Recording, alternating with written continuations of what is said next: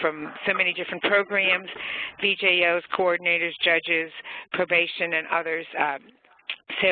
And we thank Major Seamone for trying to tackle this very, very complex subject in this webinar.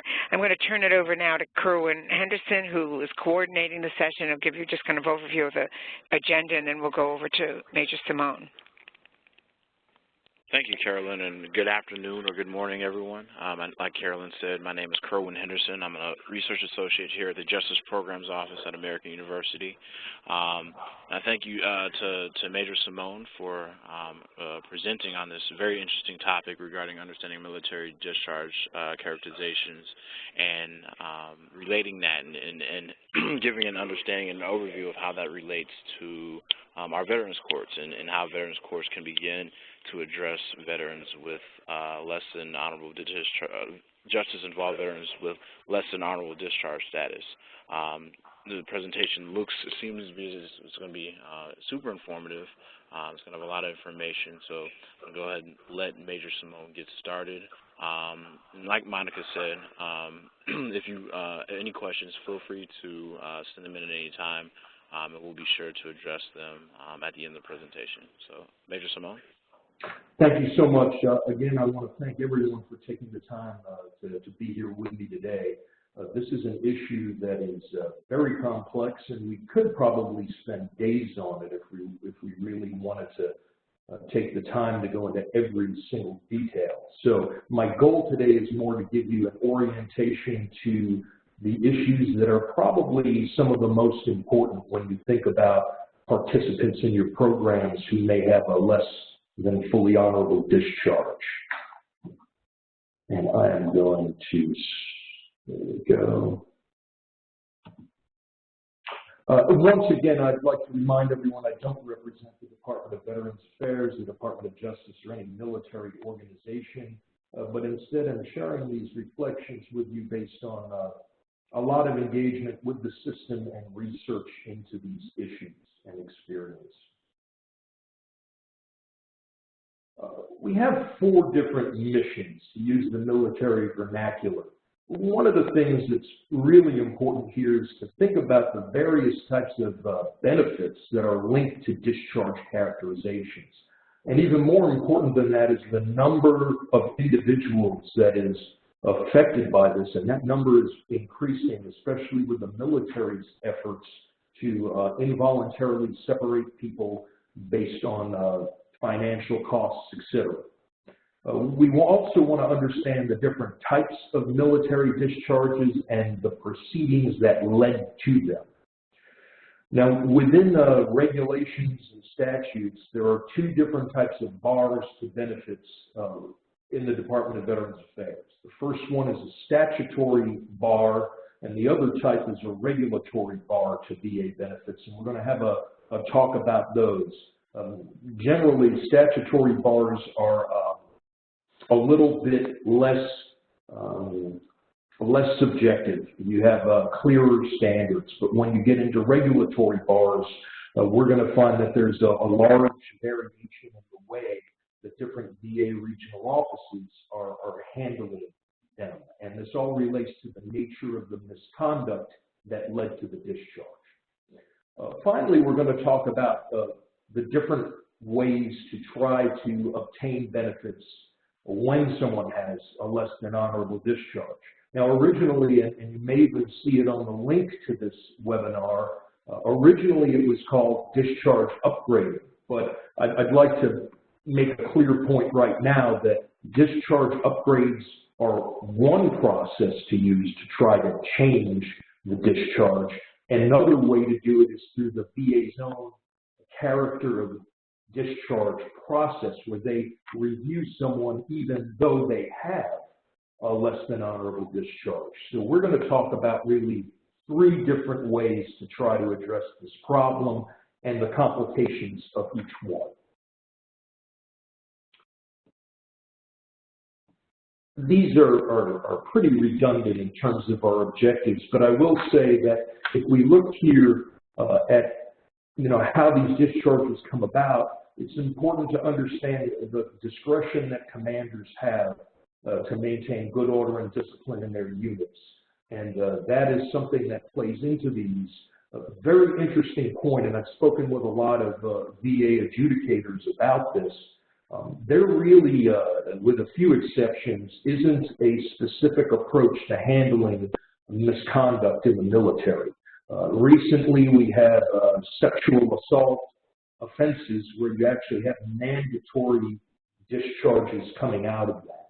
But when we take the sexual assault and sex crimes out of the equation, what we'll find is that there is just tremendous discretion on the part of commanders, so that you might have a situation where one commander is extremely harsh because he or she wants to set a deterrent effect in that unit, and another commander might have the same type of misconduct and decide not even to punish it with anything that could lead to a discharge. And this really does create a bit of confusion because there are not really specific objective criteria that lead somebody to be eliminated. And that's something we'll talk about a bit more. And then, again, when we talk about statutory and regulatory bars to benefits, the United States Code defines what a veteran is who is entitled to VA benefits. And unfortunately, there is a term embedded in the definition which says that a veteran has to be discharged under other than dishonorable conditions, And that's really at the heart of this whole problem. This part about determining whether the conditions are dishonorable or other than dishonorable.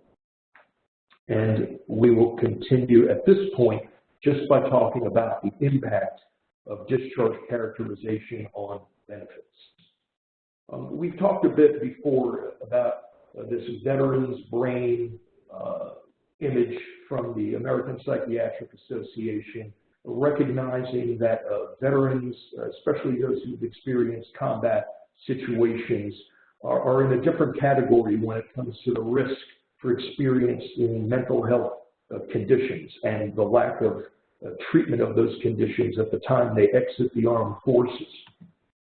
And I'd just like to emphasize that there's a number of military service-related situations where misconduct is actually something that is the perspective taken by the military to view symptoms of operational stress and combat stress.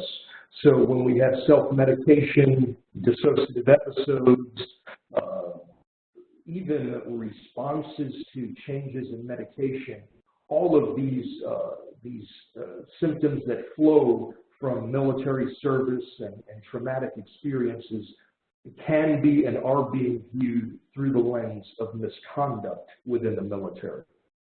And increasingly, we're starting to see more and more attention to former service members who have mental health conditions who are living in the streets, like this gentleman in that tent. I'm sure we could explore similar examples from your own dockets. And it's just quite interesting. August 2015, we've got a study by the Utah Department of Veterans Affairs revealing that the risk of homelessness for veterans discharged on the basis of misconduct was nearly 5 times greater than that for troops with normal separations. So we are seeing that individuals are getting forced out of the military for misconduct, are having a much harder time and harsher experiences in society. And again, the Other Than Honorable series within the Colorado Gazette and other media publications are really drawing attention to this. I will mention the efforts of the Veteran Service Organization, Swords to Plowshares. They have a campaign where they're trying to address individuals with bad papers, what they call it, but these discharge characterizations. And the question they ask is, why are brave veterans losing their benefits for minor infractions? And they have videos and a website, and they're really helping to show the full extent of this. I want to also suggest to you that Congress is starting to become more interested in this issue, especially with the proliferation of cases.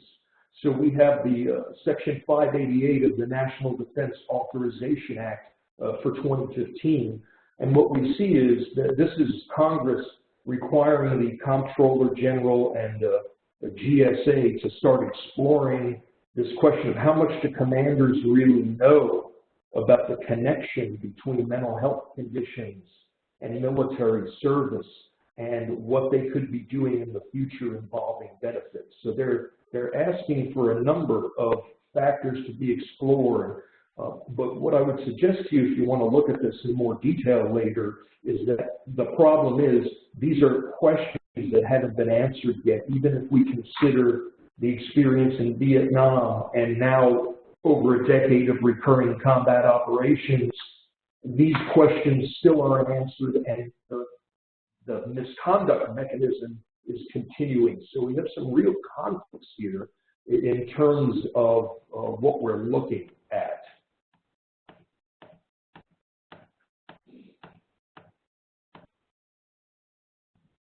Now, even more recently, in November of 2015, 12 senators got together and wrote to the Secretary of the Army and really raised concerns that it was easier for the military to separate service members from misconduct than actually deal with their health conditions when there was a connection. This is a picture of Senator Murphy. In February of 2016, he joined 4 other senators and actually asked the Army to institute a moratorium on discharges with other than honorable conditions for individuals with PTSD, TBI, and other mental health conditions. His quote is, "Soldiers prevented from serving due to PTSD or TBI should be treated like we treat those with physical injuries, not to be discharged, cast aside, and ignored. They fought for our country and they deserve the benefit of the doubt." Larry Morrison is a sergeant who was eliminated, had PTSD, and was given an other than honorable discharge after they sent that letter focusing on Colorado specifically, and this gave rise to their request for a moratorium. So this is happening right now. These issues are still happening right now. When we talk about the nature of benefits that are at stake, I have a list for you here. It's not only VA benefits, it's DOD benefits, it's other benefits. I mean, when we think about getting bonded and insured, if you're a member of a profession and you want to go out into the community and work, if you have an other than honorable discharge, you may be prevented from doing that. So we have a full range of very essential tools that can be used to aid in the process of readjustment from combat and military service at stake. And again, this is 2014. The numbers haven't changed that much. But if we're looking at disability compensation alone, think about the amounts here and the fact that discharge characterization has a bearing on the ability to obtain any of these, regardless of the veteran's dire need for health care and benefits. So I would suggest that this is really important to consider when we talk about the impact of a less than honorable discharge.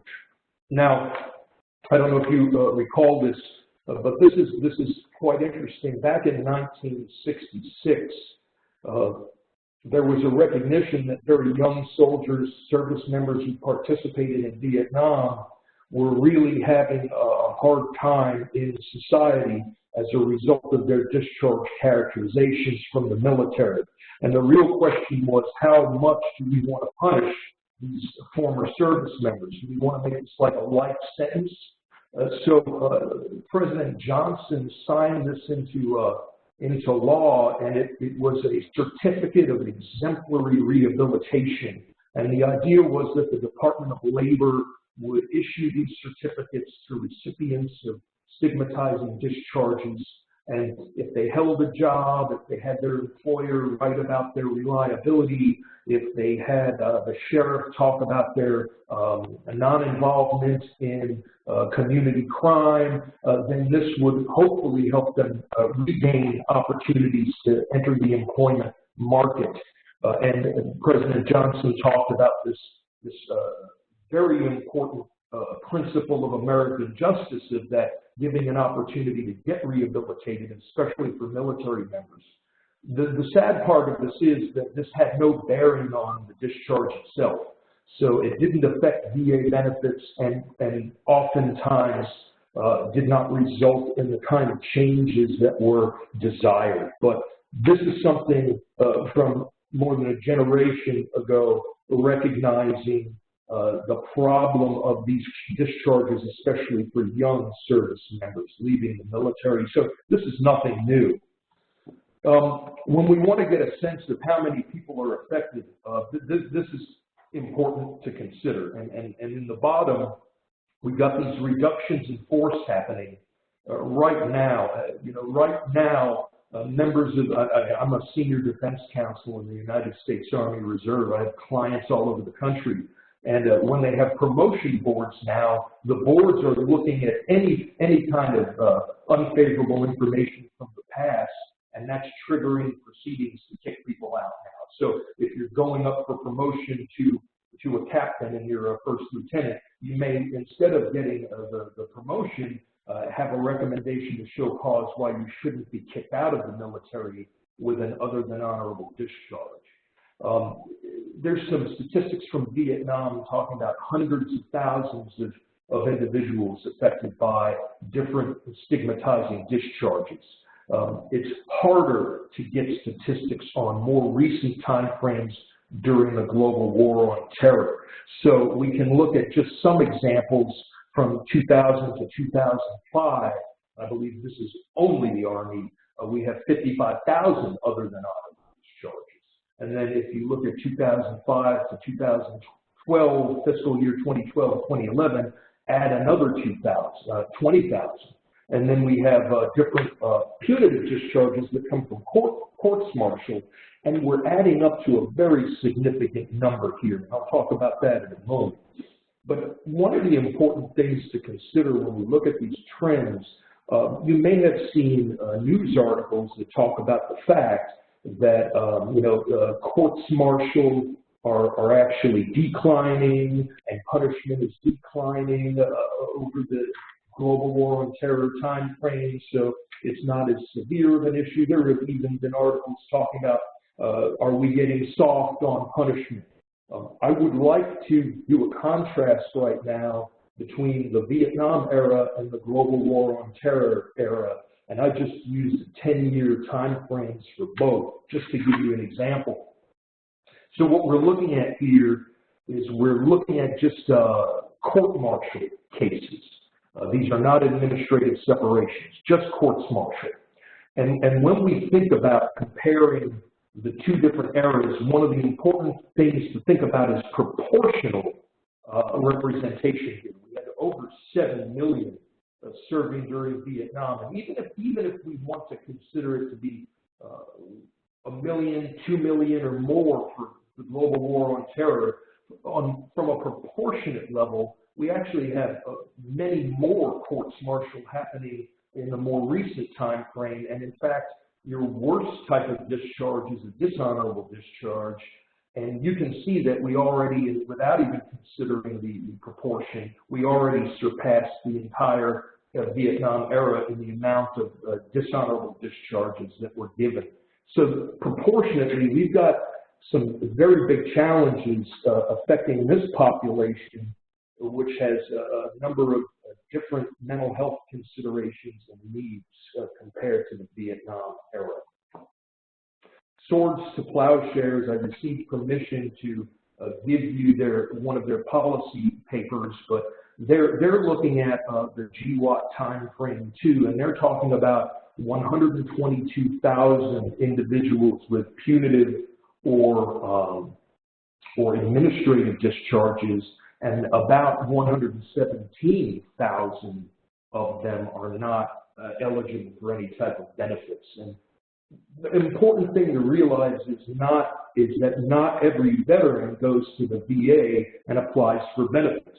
And in fact, many individuals who have stigmatizing discharges may have been told, based on this, you won't get any benefits, so it's not even worth it. So the idea that this represents everything, I would suggest that it doesn't, but it gives us a very significant window into the fact that individuals are coming back to their communities after being ejected from the military for misconduct, and it's quite likely that they can and will be represented on your dockets. So let's talk about these types of discharges in a little bit more detail. One of the things to think about here is that a military commander usually has different options to consider when misconduct is brought to his or her attention. One thing that could happen is this whole area of corrective training, right? After evaluating the situation, let's say someone had a negligent discharge of a firearm. The commander could say, hey, you need more retraining. So what we're going to do is give you additional hours out on the range and more safety training, and we'll have a write-up on your counseling statement about how well you were able to do that.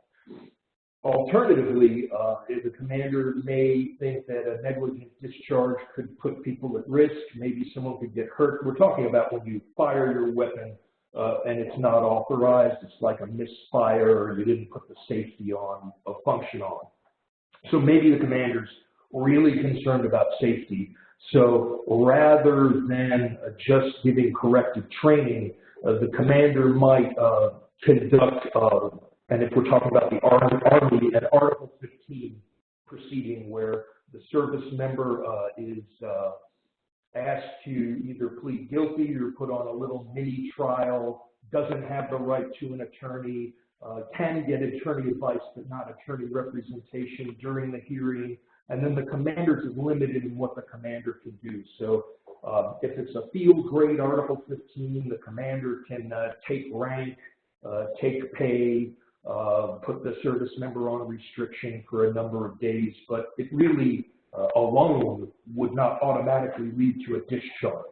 So you see a lot of folks losing rank and losing pay, and then later on the basis of an Article 15, that could be the basis to initiate separation proceedings.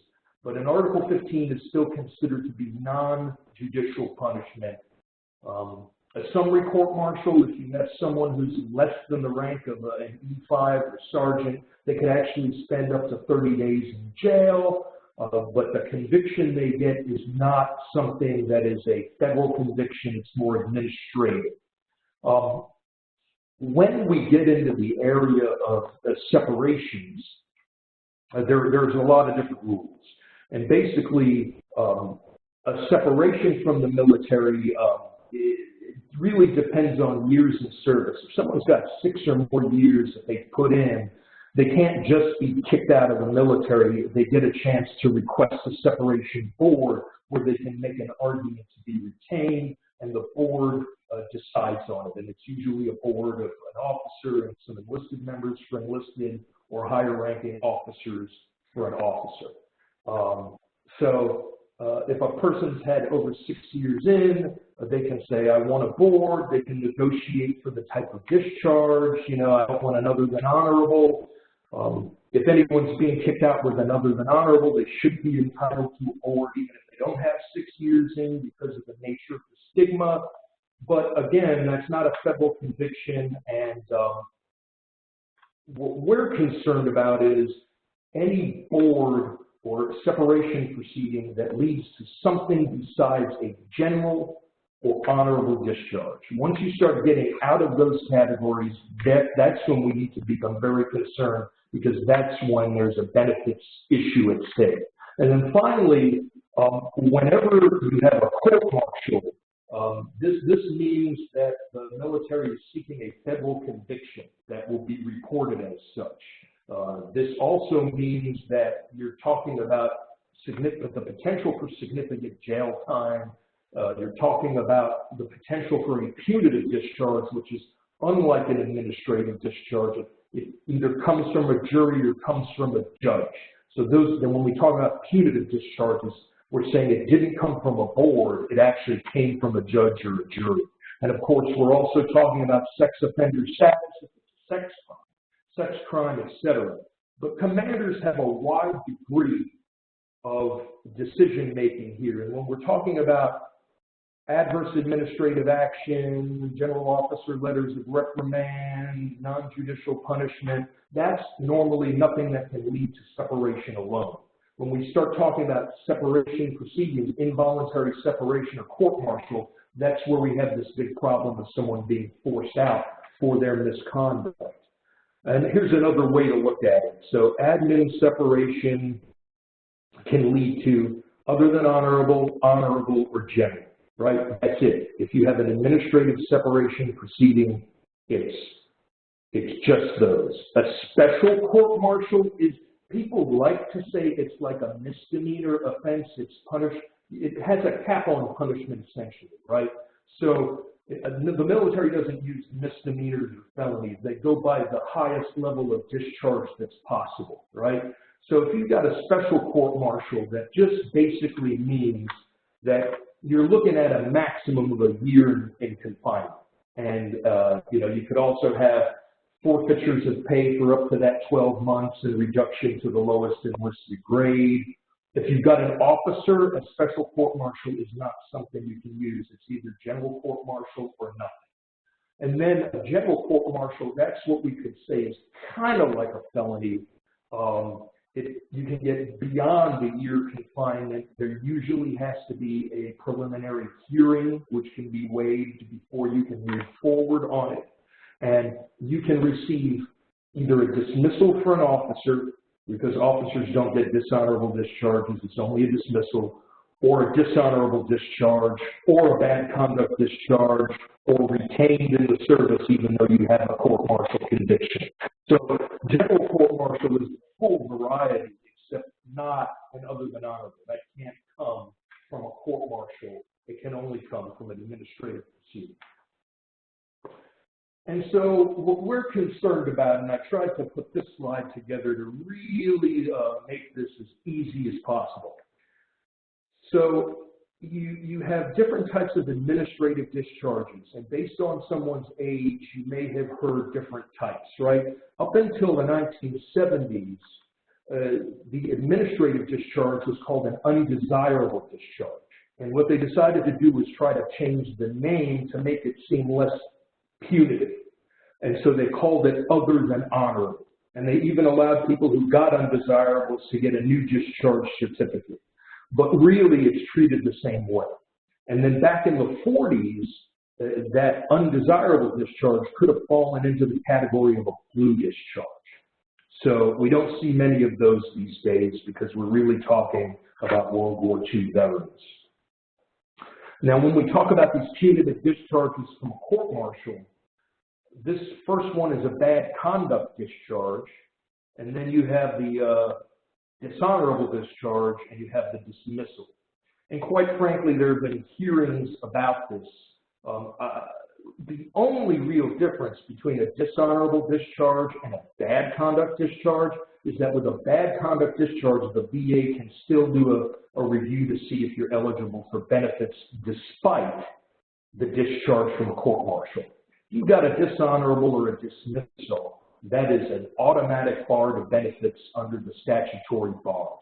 So if someone comes in there with a dishonorable discharge, the opportunity to get a discharge upgrade is going to be extremely slim, if at all. Now, there's some things like insanity and some other VA exceptions. We won't get into those, but it's so rare to have that. Quite frankly, a diagnosis of PTSD, even severe PTSD, is not considered to be equivalent to insanity. You have to have way more. So again, someone comes in with a dismissal or a dishonorable discharge, that person is the least likely to be able to benefit from VA health care. Unless, of course, they might have military sexual trauma, because you can get treatment from the VA for military sexual trauma, anything related to that, regardless of discharge characterization. Now, this eye chart here is something that has been handed out to the military for years. What they tried to do was to give commanders guidance to say, before you go ahead and decide what you're going to do, think about the impact on benefits. So they put together this handy chart, but one of the major problems with it is there's so many TBDs, which are to be determined by the agency administering the benefits. And if you look at the columns for other than honorable, an administrative proceeding, and bad conduct discharge from a court-martial, you'll find so many of those TBDs. And I got together with an attorney from the VA and one of my friends who's a professor at the JAG school, and we wrote a 300-page article called Beyond TBD, because we wanted to actually help give better guidance on what this TBD means, because it really means we can't tell you. You're going to have to look elsewhere. And in short, on this particular piece, one of our biggest problems is that military commanders who even want to retain benefits for service members don't know what the full extent of their action is going to be. So it's just assumed that the VA will be able to handle it. And quite frankly, that's not a good avenue of approach, because many times the review process will lead to a denial of benefits when the commander didn't intend for that to happen, and that's quite sad. That's our law review article has been made available for you. It's also on the web, and quite frankly, at 344 pages, it doesn't even begin to scratch the surface of this issue. So let's talk about statutory and regulatory bars to VA benefits. Our biggest problem lies in Title 38 of the United States Code, Section 101(2). This is the definition of a veteran who's entitled to benefits, and it says the term veteran means a person who served in the active military, naval, or air service and who was discharged or released therefrom under conditions other than dishonorable. Well, one thing that means right from the outset is it doesn't say discharged with a dishonorable discharge. So it means that there's some kind of review that the VA has to do, separate from what the military does, to decide the character of that military service when you're thinking about the misconduct. And this is really the heart of the problem. That's not going away. It's probably not likely to be changed anytime soon. It's been around since the 1944 Servicemen's Readjustment Act, and even before that. So what we need to know before we proceed is if you've got someone with an honorable discharge from the military on their DD-214, they're likely to be eligible for all the array of benefits, including the GI benefit. I will tell you that there are some rules. If you have a conscientious objector who left the military and refused to perform duties, even if that person has an honorable discharge, the VA is really supposed to deny those benefits, because that's one of the groups that has been excluded by statute. Okay, a general under honorable conditions discharge means it's a departure from what we consider to be honorable. It's not fully honorable, it's a departure, but it's not a departure of significant magnitude. So the real consequence of a general under honorable conditions discharge is that it will bar someone from obtaining GI Bill benefits. Everything else should be on the table.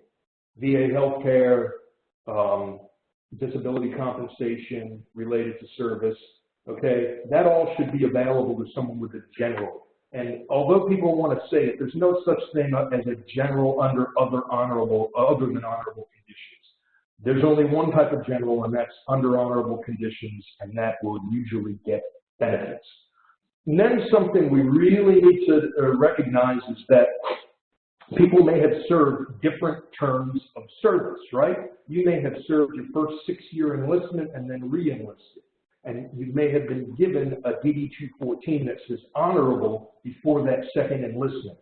What we really need to be asking, because this is going to save lots of heartache, is do you have a prior discharge certificate for a period of service you completed that's deemed to be honorable?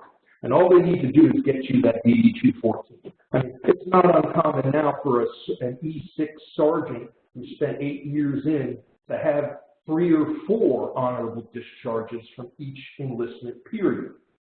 Now, the reason I bring this up is once you've completed a term honorably and it's over, that means that those benefits are there and they can't really be changed by the next term.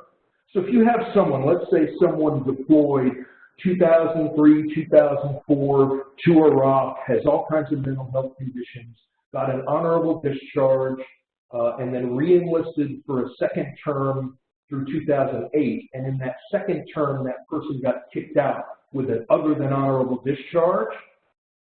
What you want to do is get that DD 214 with the honorable from the first term. As long as the health conditions that the person has are related to a prior completed honorable term of service, that doesn't affect benefit eligibility and it's considered to be honorable.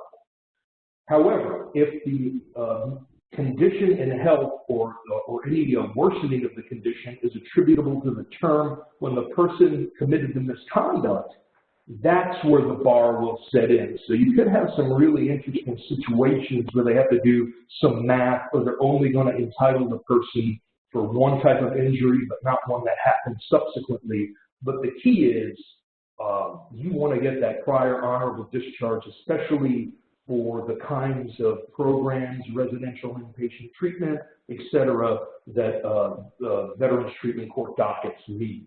So that prior term is key. One other point here is there are other factors that determine VA eligibility. There is, of course, a requirement for a certain period of time on active duty. I believe it's 24 months. We can get it for you, but there are other rules. If someone doesn't have the requisite time in service on active duty, they may not be considered a veteran who's entitled to benefits, even if they do have an honorable discharge. So these are some other factors to consider, but we're looking for prior ones. Okay. Now, this is painful, and I just want to give you a couple of different charts we created to try to isolate how these different types of characterizations and types of misconduct play out during the evaluation process. I don't want to use this particular example, but I'm trying to give you as many as I can.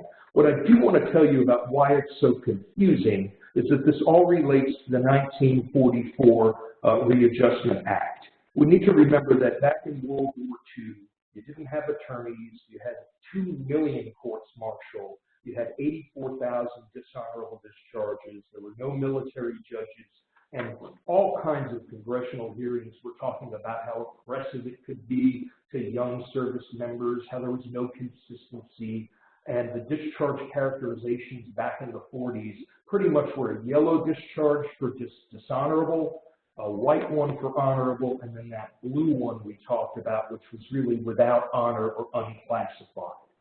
And in response to this, the Congress was really concerned. A big concern was, are some people being put out with these blue discharges when they really should have been court-martialed?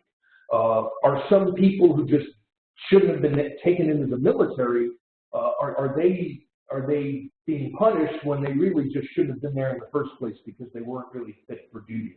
So they created this scheme where the VA would look at the misconduct separate from the military to make that determination on the character of service and ultimate eligibility for VA benefits.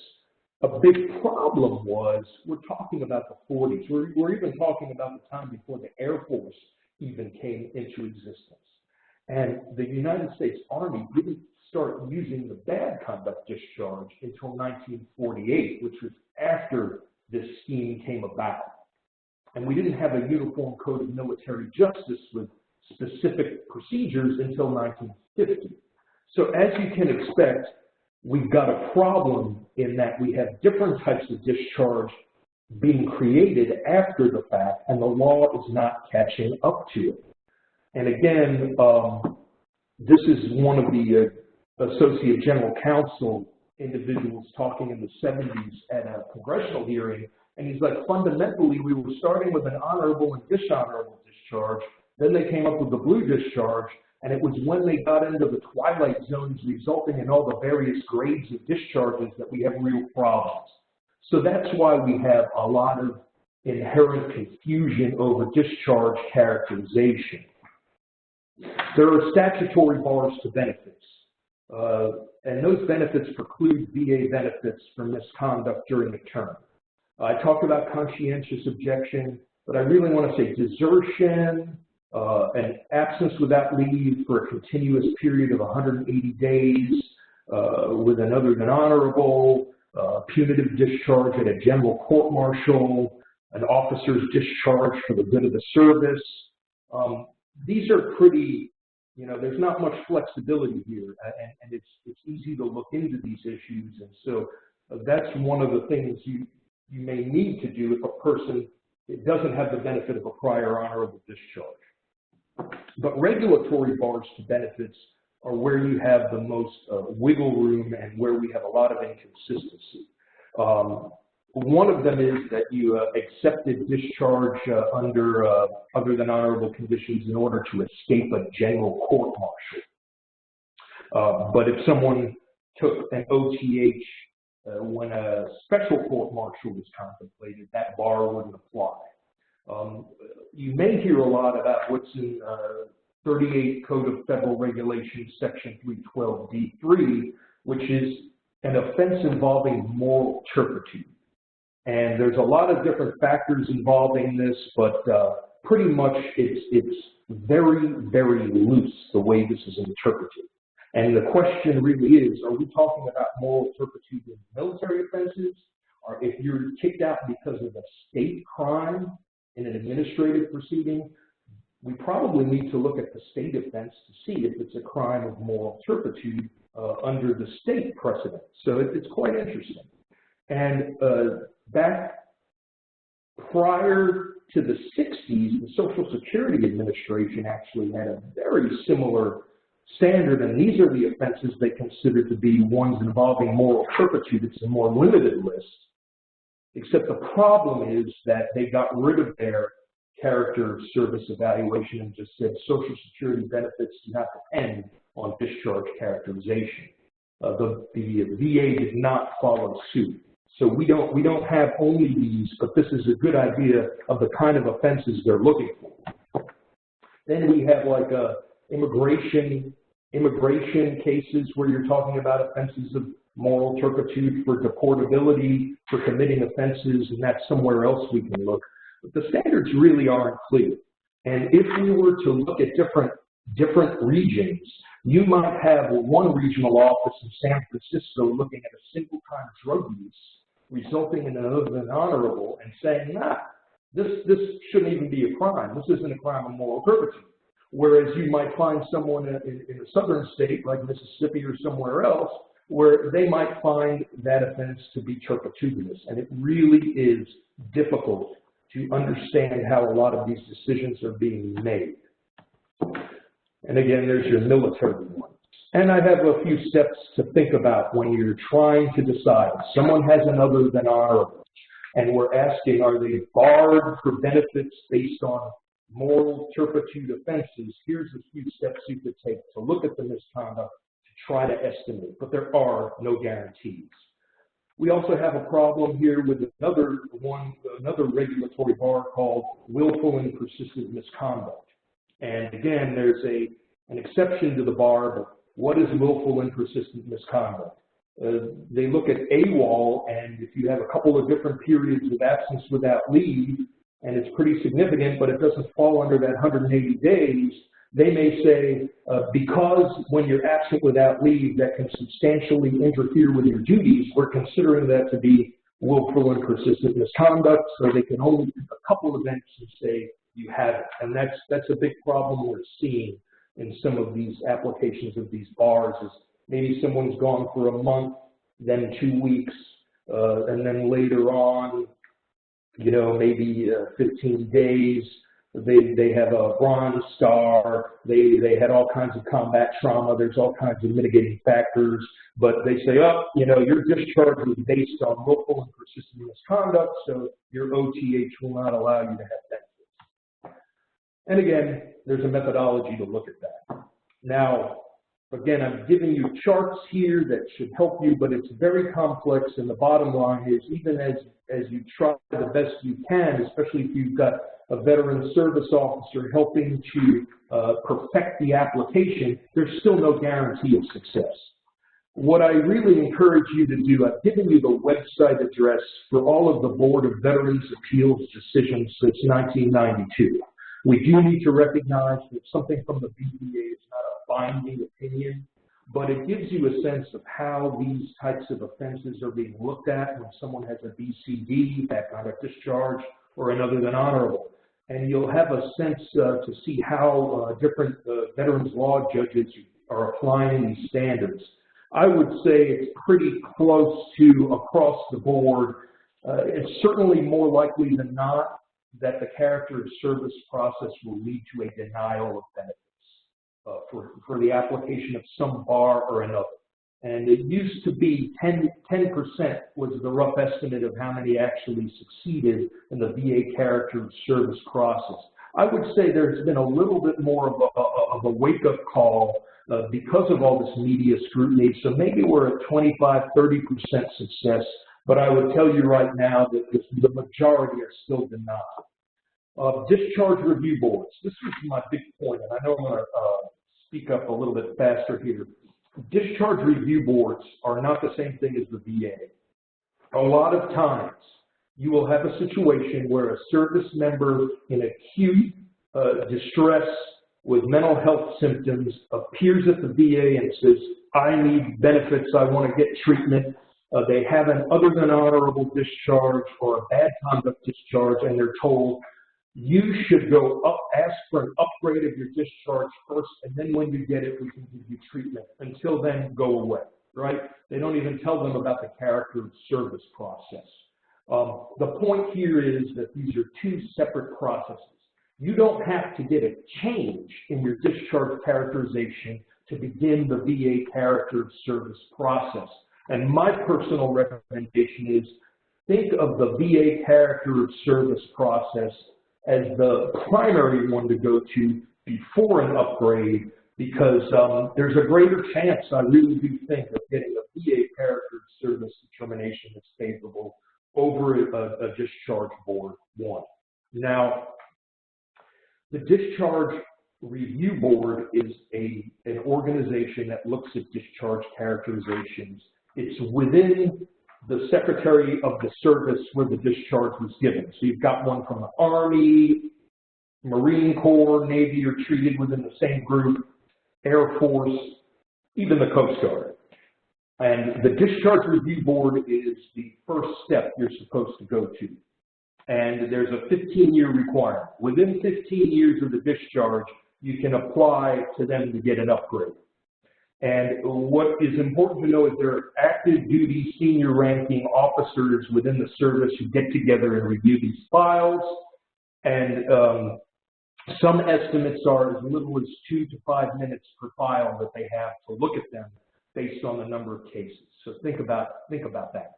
Quite a challenge if you're talking about these very complicated issues about exercise of command discretion. So very difficult. I would say that the VA character of service process doesn't have those kind of constraints. So that's one of the reasons why I recommend that first.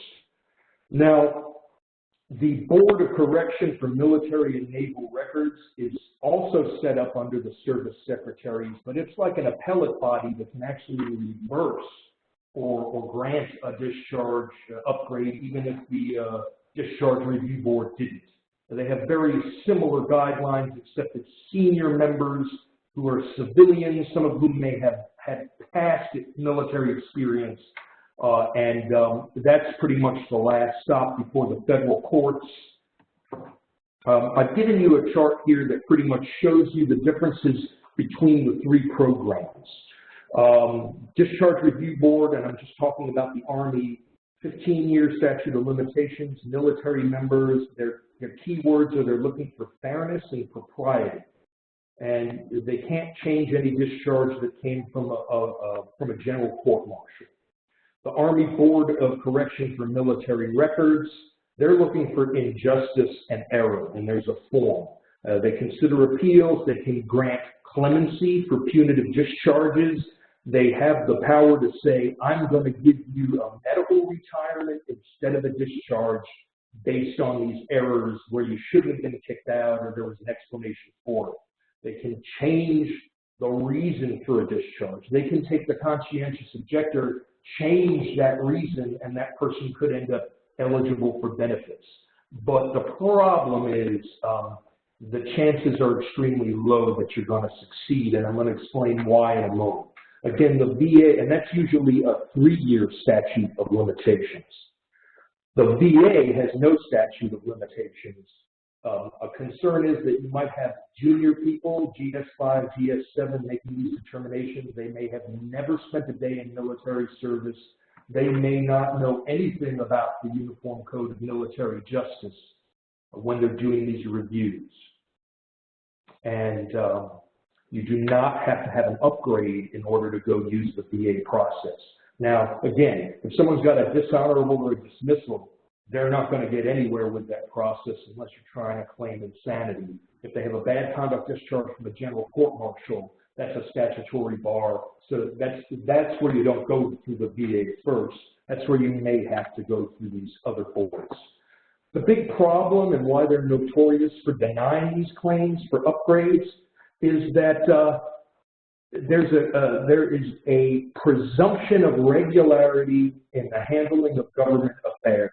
And that means that when someone gets kicked out of the military by a commander, unless they have some pretty credible evidence here that there was impropriety or something that there weren't procedural rights that were taken into consideration, the answer is usually to say, sorry, that presumption wins and it's deemed to be credible and we're going to give them the benefit of the doubt and assume they heard all the mitigation and still decide it. I'll give you a quote from a case that's referenced below. This was an individual who had serious PTSD. He had all kinds of medical providers giving him statements and saying, hey, this conduct really was a symptom of mental health conditions. And the answer was, in 2015 case, this quote, the Army regulation says commanders will not take action to separate soldiers from medical conditions solely to spare a soldier who may have committed serious acts of misconduct. While the applicant may believe that PTSD and depression was the underlying cause of the misconduct, the record of evidence does not demonstrate that he sought relief through all these other channels. Instead, he went out and committed a crime. All soldiers get these resources, so it's on him that he didn't get help and ask for it. Kind of sad. Now, you can go to electronic reading rooms, and I've got the Board of Military, the Board of Corrections for Military Records, as well as the Discharge Review Boards, plug in keywords like PTSD, other than honorable, and you'll see all kinds of issues. In 2011, the Court of Federal Claims said, at least at the Board of Corrections for Military Records, they have to use prior opinions as precedent. So it stops them from deciding the same case in a different way. And so that's why it could be very important to look at the circumstances facing your individual. 2013, Board of Corrections denied an estimated 96% of upgrade requests relating to PTSD, especially among Vietnam veterans. 96% denial, even though they could prove they had PTSD diagnoses. That was a problem. And if you've heard about Secretary Hagel's memorandum where they said we're going to relax our standards, we're going to include a medical provider to look at this, that all came about because of class action lawsuits that were filed. Because for those who had PTSD and were saying we want discharge upgrade, and during Vietnam they didn't have that diagnosis, so we didn't have the benefit of the diagnosis at the time, it turned out that that 4% success rate was actually less than the normal 9% rate that regular people who didn't have that claim were making, who didn't have PTSD. And they said, this is just ridiculous, and they bought suit. And so after the Hagel memorandum and these concerns, and I provided you with the Hagel memorandum, They have a new process for PTSD that they've rolled out, and they're trying their best to address this situation. Yale's Veterans Law Clinic with Professor Wishney, they have developed a website with specific guidance for especially Vietnam veterans who are trying to appeal their discharge characterization. So if we look at February 2016, we find that the success rate jumped up to 46% from 4%, which is great, except what does that tell us? It tells us the majority are still being denied. So at the end of the day here, the point is there are certain things we need to look for. The best thing we can do is try to identify those fast trackers who are most likely to get benefits either because they have a prior honorable discharge or because they have a bad conduct discharge or an other than honorable discharge that's in an area where they can make the argument and don't fall within a statutory or regulatory bar. You can get a lot of help from veteran service officers, disabled American veterans, Swords to Plowshares, veterans law clinics, partnerships, but it takes a long time. It takes months to get VA medical records, so there's some major considerations to think about. Now, I understand we're running very short on time. I will take questions if you want to stay on board here. Also send questions and I'll try to answer them in the follow-up. With that, I'll give you back the microphone. Well, thank you, Major Seamone, for that presentation. Extremely informative and a lot of information that I personally had no idea about. And I'm sure it will help a lot of different people out there, a lot of different jurisdictions in figuring out their own court structure and how they deal with less than honorable discharge veterans. So thank you for that presentation. For those of you all that are still on, if there are any questions, feel free to submit them now. If there's something that comes up afterwards, a question that you think of, we're trying to address it during the follow-up on the 24th, but feel free to submit your questions now if anyone has any questions.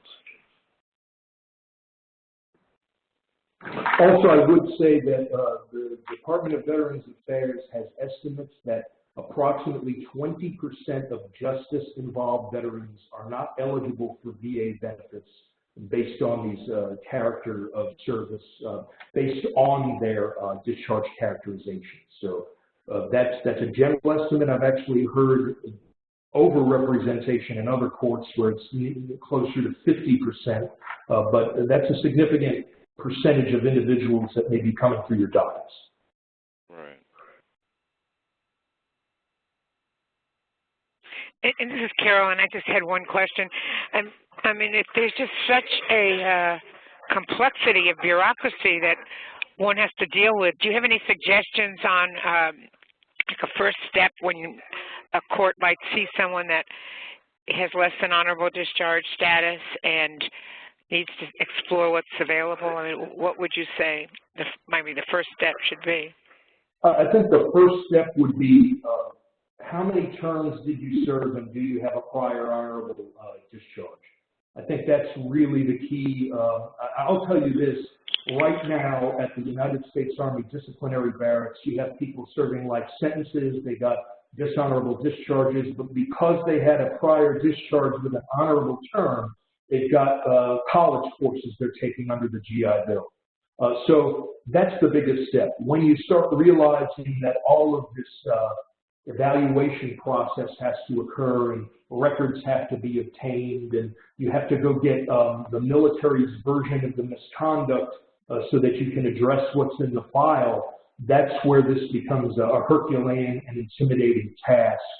I would say the biggest thing to do is to try to create pathways that are not entirely dependent on VA eligibility and really try to develop alternatives that you can use within the state and other organizations for individuals who are not automatically eligible. That's probably the best we can do is create different avenues. I do understand that participation in veterans treatment courts is frequently based on the fact that the VA offers so many services, which alleviates a burden on the court system and community social services. When you start getting into someone who's not even going to be eligible for bed space to participate in an inpatient residential treatment program, that can really limit the ability of the Veterans Court to achieve its mandate and get graduation rates on course with those who do have those services. Yes, thank you. And we're just finishing the compilation of our survey that we undertook several months ago, and it appears that most of the Veterans Treatment Courts are taking a mix of people with the VA eligibility, but a lot of them do not have VA eligibility. I think that different courts should talk to each other about alternatives, because we can get into this at the next section, but there are state departments of Veterans Affairs and alternatives that can be used even when someone's not eligible for benefits. Major Seamone, it looks like we've got a couple of questions that actually just popped up. The first one is from Hugh McLean. He says, our Veterans Justice Outreach Coordinator, our VJO, will typically tell our Veterans Court judge that an OTH veteran is not eligible for VA health treatment. Is this true? Well, certainly I would say the regional office might not consider that person eligible until a character of service review has been conducted. Now, if I were on that Veterans Treatment Court, there's just been an internal review, and it used to be that the benefit of the doubt rule that is applicable to veterans benefits cases was not considered to apply to veterans with other than honorable discharges, right? Because you're not considered a veteran until you prove it. Now, I think there's a shift, so they're actually saying the benefit of the doubt rule applies even to an applicant who does not yet have the character of service determination. So based on this change within the VA, I would ask that VJO, hey, what are the standards about tentative eligibility? Is it possible that we can have tentative eligibility to benefits until 6 to 8 months or a year when your regional office finally makes this determination? I'd be pushing for that. I'd be pushing for the VJO or someone else to try to investigate how to start the character of service process. But the answer is no. You are not barred from benefits simply because you got an OTH. The review may actually indicate that even though you have an OTH, you're still eligible for benefits. So I do not want to support that view. Oh, thank you, and thank you for that question, Hugh. I have another question from Cyrus Taylor. He asks, when a veteran has an early discharge for medical reasons and doesn't have required length of service for VA benefits, are they eligible for benefits? And then he follows up and says, under what circumstances are they eligible for those benefits? Yeah, again, I think this is the time when you have someone who falls in that category. If you haven't met with the local Disabled American Veterans or American Legion or local school veterans law clinic, that's an individual where you want to make sure that if there's any kind of provision like service connection for combat trauma, various different types of ways to deal with it, that you fully explore that. And these experts are there offering free services, so that I think a natural next step would be, let's link these people up with individuals who've been trained specifically in those areas and have the ability to look at the file and see what's going on. And again, I highly recommend creating those partnerships to address each one of these situations, because some people have years of training. DAV requires at least a year of training for their veteran service officers so that they don't miss these important factors. And that's my recommendation. I think we need to look at exactly what kind of medical conditions the person has, whether it came from a combat theater, all kinds of factors that it would be too long to go into right now. Well, thank you. And Cyrus, thank you for that question also. It looks like we are all out of questions. Monica or Carolyn, if you got anything else to add or say.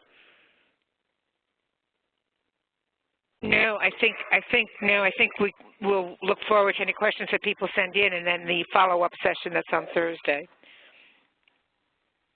Absolutely. Well, once again, thank you everyone for participating today. If at any point in time you got to step away or miss any part of the presentation, it will be archived and put on our website. And following the second presentation, we'll send out an announcement of when it will be on our website and how you can access it. So thank you again, and we look forward to having you guys join us again on Thursday. So thank you. Friday, I'm sorry. Thank you. Thank you.